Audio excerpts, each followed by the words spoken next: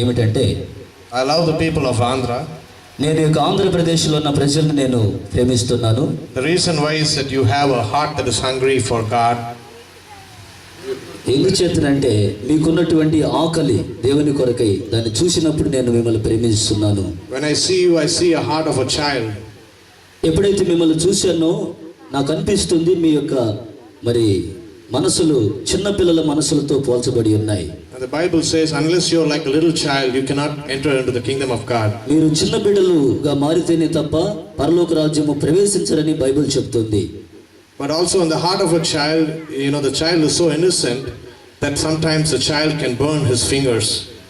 ఎప్పుడైతే మీరు చిన్న పిల్లలు చూస్తారో వాళ్ళ హృదయాలను వాళ్ళు ఎంతో అనింద్యులుగాను ఏమి ఎరగనటువంటి వారుగాను ఉంటారు. అలాంటి హృదయము చాలా మంచిది. That is why a lot of Christians, today, they are able to praise God and worship Him. They are able to pray, but then when they fall really bad. అందుచేతనే చాలా మంది క్రైస్తవులు మన ప్రభువుని స్తుతిస్తుంటారు, గణపరుస్తూ ఉంటారు. I saw you praising and worshiping God. నేను మీరు దేవుని స్తుతించడము గణపరచడాన్ని నేను చూశాను. That is very good, to keep on praising God, because when we praise God, the presence of God is in our lives. ఎప్పుడైతే మనం అలా దేవుని స్తుతిస్తామో అది చాలా మంచిది. అప్పుడే దేవుని యొక్క ప్రసన్నత మన జీవితాల్లోనికి వస్తుంది. But then in my experience, I see a lot of Christians who are praising God and worshiping Him, going to church regularly, but when they fall into sin, they fall really miserable. అయితే కొంతమంది జీవితాలను చూస్తున్నాను. కొంతమంది దేవుని ఆరాధిస్తారు, అలాగనే మహిమపరుస్తారు, అయితే మరలా వెళ్ళి పాపములో పడిపోతూ ఉంటారు. The reason is they do not have the inner strength in them. ఎందుచేతనంటే వారి అంతరంగములో బలము లేకనే. No, we can praise and worship God, especially when there is good music. Anybody can praise God. ఎప్పుడైతే ఒక చక్కటి సంగీతం వినబడుతుందో అప్పుడు ప్రతి ఒక్కరూ కూడా దేవుణ్ణి ఆరాధించవచ్చు. When we are at a church atmosphere like this, when everybody is praising, when pastor is leading, it's easy to praise God. ఎప్పుడైతే మనం ఈ విధంగా చర్చిలకు మరి వచ్చి అలాగా దైవ సేవకులు ఆరాధన చేస్తున్నప్పుడు పాటలు పాడుతున్నప్పుడు ఆ సమయంలోనే మనం దేవుణ్ణి ఆరాధించవచ్చు. But when we go outside into the world from Monday to Saturday and face the world and face our neighbors and face our people, sometimes we are not able to stand as a testimony. అయితే మనము సోమవారం నుండి శనివారం వరకు ఈ లోకంలోనికి వెళ్ళినప్పుడు కొన్ని పరిస్థితులు మనం చూస్తే మనము సాక్ష్యాన్ని కాపాడుకోగలమా అన్న పరిస్థితులు మనకి ఎదురవుతుంటాయి. The people of this world are not seeing how well we sing our praises. అయితే ఈ లోకంలోని ప్రజలు చూస్తున్నారు మనం ఏ విధంగా దేవునిని స్తుతిస్తున్నామో. But they are looking at how you live your life for Jesus. వాళ్ళు ఏమి చూస్తున్నారంటే వాళ్ళు ఏ విధంగా నివసిస్తున్నారు ప్రభులో చూస్తున్నారు. That is the most important thing. అది చాలా ప్రాముఖ్యమైన విషయం. We can speak in tongues, we can cast out demons and do so many things, but our testimony life, that is the most important thing. అయితే మనము భాషలు మాట్లాడవచ్చు, ప్రవచనాలు చెప్పవచ్చు, దెయ్యాలను వెళ్ళగొట్టవచ్చు. అయితే వాటన్నిటికంటే ప్రాముఖ్యమైన విషయము మన సాక్ష్యాన్ని మనం కాపాడుకోవడమే. Sometimes when we praise God, it looks like heaven has come down.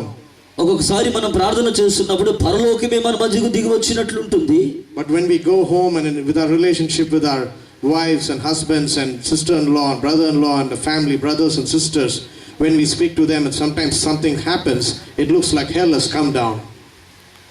అయితే మనము ఒక్కొక్కసారి ప్రార్థన చేస్తున్నప్పుడు పరలోకము దిగి వచ్చినట్టు ఉండొచ్చేమో, కానీ తిరిగి మనం ఇంటికి వెళ్ళినప్పుడు మన ఇంటి వారితో మాట్లాడుతున్నప్పుడు ఇతరులతో మాట్లాడుతున్నప్పుడు కూడా అదే అనుభవం కలిగి ఉండడము మంచిది.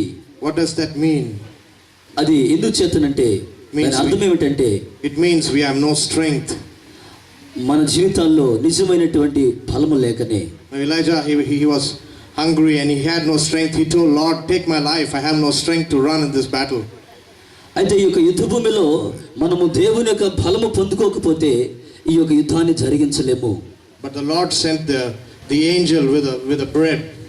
ఎప్పుడైతే ప్రార్థన చేస్తామో దేవుడు తన దూతలను పంపిస్తాడు. And he said, eat of this bread. When you eat of this bread, you will be able to run. ఎప్పుడైతే ఈ యొక్క మరి వాక్యమైన ఆహారం తింటామో అప్పుడే మనము సరిగ్గా నడవగలుగుతాము. So Elijah was so discouraged because of the queen Jezebel. Elijah was so discouraged because of Queen Jezebel, because Jezebel was trying to harm all the prophets.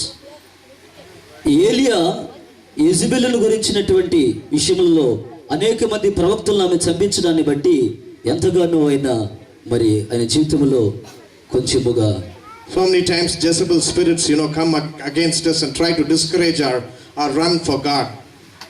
కొన్ని సమయాల్లో యెజబెల్ ఆత్మ మన జీవితాల్లో ప్రవేశించి మనల్ని సరిగా పరిగెత్తకుండా అడ్డగిస్తూ జరుగుతుంటుంది. The Jezebel spirits won't be in a church, but when we go home and when we meet people and other people in our office or work, some people will rise against us to discourage our walk with God. అయితే Jezebel ఆత్మ దేవుని మందిరములో పనిచేయదు, కానీ ఎప్పుడైతే మనం ఇండ్లకు వెళ్తామో, ఎప్పుడైతే ఆఫీసులో పనిచేస్తుంటామో, ఇతరుల ద్వారాను అనేకుల ద్వారాను యెజబెల్ ఆత్మ మన మీద ప్రయోగించబడుతుంది. And we get so discouraged and say, God, this Christian life won't work for me.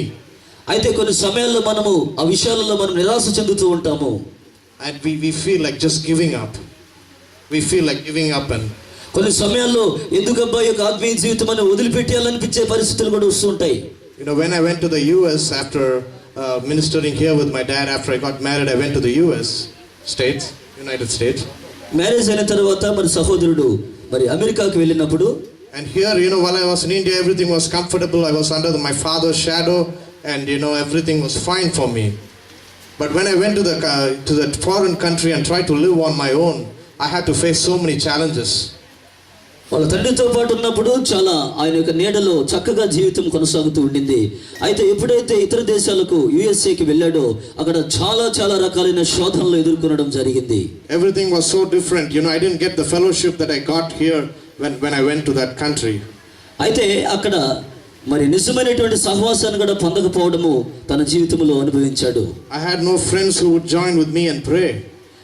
అక్కడ ప్రార్థన చేయడానికి సరైన సహవాసం కలిగిన స్నేహితులు నాకు లేకపోవడం చూశాను. I had no pastors or evangelists who can come and say a prophecy over me and encourage me. అయితే ఇక్కడ నాకు ప్రవక్తలు కానీ దైవ సేవకులు కానీ వచ్చి నన్ను ప్రోత్సహించి ప్రవచనాలు చెప్పి నన్ను నడిపించే వాళ్ళు లేకుండా పోయారు. I was so desperate and I was asking God, where are you? అప్పుడు నేను నిరాశ చెంది అడిగాను, దేవా నువ్వు ఎక్కడున్నావు? Are you a God? Are you only in India? Are you not in this country too? నేను భారతదేశంలో ఉండుంటేనే బాగుండేది, ఈ కంట్రీకి ఎందుకు చేత వచ్చానయ్యా? But that's when God turned my attention to the word. నువ్వు భారతదేశంలోనే నా దేవుడివి, అమెరికాలో దేవుడు కాదా అని నాకు అనిపించింది. That is how we felt then. That is how when the atmosphere changes and things are changing, that's what we feel. Where are you, God? ఒక్కొక్కసారి మనం ప్రదేశాలకు వెళ్ళినప్పుడు మనకు అనిపిస్తుంది, దేవా నువ్వు ఎక్కడున్నావు? I'm sure you too might have asked that question when you're facing problems and temptations and trials and testings. We ask, where are you, God? Are you here? కొన్ని సమయాల్లో మన జీవితాల్లో శోధనలు ఎదుర్కొన్నప్పుడు మనం అడగాలి, దేవా నువ్వు ఎక్కడున్నావు? But the Lord spoke to me. అయితే దేవుడు నాతో మాట్లాడాడు. He said, I am very near to you. నేను నీకు చాలా దగ్గరే ఉన్నాను. I am here in the word. నేను వాక్యములోనే ఉన్నాను. The Bible says the Holy Spirit has breathed, every word of God has been breathed by the Holy Spirit. అయితే Bible చెప్తుంది ప్రతి వాక్యము పరిశుద్ధాత్మలో ముద్రించబడి ఉన్నది. Every word is God in words. ప్రతి వాక్యము దేవుడై ఉన్నాడని రాయబడి ఉంది. So he asked me to read the word. అప్పుడు ప్రభు నన్ను అడిగాడు, బైబిల్ చదువు, వాక్యం చదువు అని చెప్పాడు. So every time I face challenges, I used to open the word of God and start reading. ప్రతి శోధన నాకు ఎదురైనప్పుడల్లా నేను బైబిల్ చదివి నేను ఆ యొక్క శోధనలు జయించడానికి సహకరించింది. And the presence of God would fill my heart. అప్పుడు దేవుని ప్రసన్నత నా హృదయంలోనికి వచ్చి నింపడం జరిగింది. Now that is how we overcome challenges that come against us. ఆ విధముగా మనము శోధనలు జయించడానికి మనకి అవకాశం ఉంటుంది. I would like you to turn your attention to the book of Hosea chapter 4 verse 6. Hosea chapter 4. హోషేయ గ్రంథము 4వ అధ్యాయము, దయచేసి చూడండి బ్రదర్. 4వ అధ్యాయము chapter 4 verse 6. 6వ వాక్యము. నీవు జ్ఞానమును విసర్జించి ఉన్నావు కనుక నాకు యాజకుడు కాకుండా నేను నిన్ను విసర్జించి తిని. నీవు నీ దేవుని ధర్మశాస్త్రమును మరచితివి గనుక నేను నీ కుమారులను మరతును. తమకు కలిగిన కొలది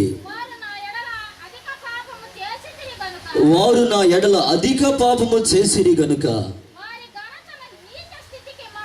వారి ఘనతను నీచ స్థితికి మార్చుదును. Yeah, only verse 6 it says, my people are destroyed for the lack of knowledge. ఈ 6వ వాక్యం చెప్తుంది, నా జనులు జ్ఞానము లేని వారై నశించుచున్నారు.